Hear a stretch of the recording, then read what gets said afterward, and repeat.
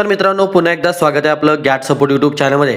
मित्रांनो आपल्या गावातील प्राथमिक शाळा आणि अंगणवाडीची सुधारणा व्हावी असे आपणास नेहमीच वाटत असते, पण त्यासाठी नक्की काय नियम आहेत आज आपण जिल्हा परिषद वर्धा यांनी काढलेल्या एका अत्यंत महत्त्वाच्या पत्राबद्दल माहिती घेणार आहोत, जे महाराष्ट्र ग्रामपंचायत अधिनियम 1958 वर आधारित आहे। ग्रामपंचायतची जबाबदारी या पत्रानुसार गावातील रहिवाशांचे आरोग्य, शिक्षण आणि सामाजिक कल्याण होईल अशा योजना राबविणे ही ग्रामपंचायतची प्राथमिक जबाबदारी आहे। फक्त रस्ते किंवा नालेच नाही तर सार्वजनिक मालमत्तेची देखभाल करणे आणि गावात मूलभूत सुविधा पुरवणे हे देखील त्यांचे कर्तव्य आहे। कायद्यातील नेमकी तरतूद कलम 45 महाराष्ट्र ग्रामपंचायत अधिनियमातील कलम 45 अंतर्गत दोन महत्त्वाचे मुद्दे आहेत। पोटकलम 3 गावातील लोकांच्या शिक्षणासाठी आणि सोयी सुविधांसाठी कोणतीही योजना ग्रामपंचायत राबवू शकते। अनुसूची 1 अनुक्रमांक 18 जिल्हा परिषदेच्या अखत्यारीतील असलेल्या प्राथमिक शाळा आणि अंगणवाडी इमारतीची व्यवस्था पाहणे आणि त्यांची दुरुस्ती करणे हे काम ग्रामपंचायतीच्या कक्षेत येते। या पत्राद्वारे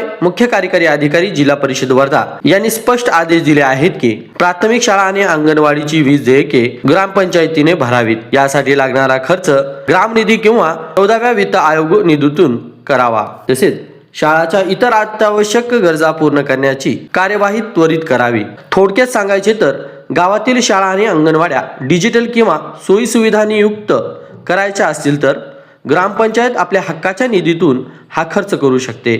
हा शासनाने आपल्या गावातील शिक्षणाचा दर्जा सुधारण्यासाठी अत्यंत मोलाचा ठरणार आहे।